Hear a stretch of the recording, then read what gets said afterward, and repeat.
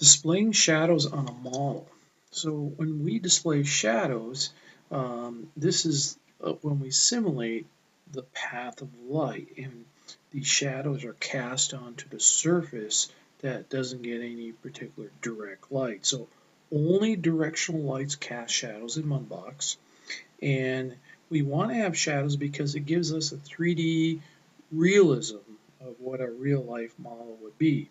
So to do this, we have to go out to our objects list.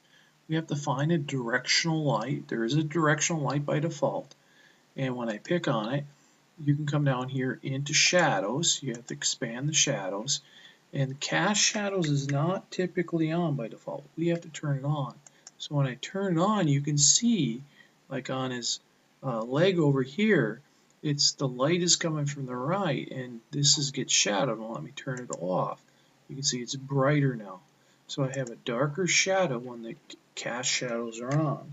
Now keep in mind, whenever we have shadows on, depending on the number of lights and the materials and how many objects, we suffer some performance in our graphics card, and so we might get things slowed down. So we typically set our directional lights off and see if that improves our performance or not, and then we can turn it back on if we like it or not. But directional lights might have some problems if you don't have a very good graphics card.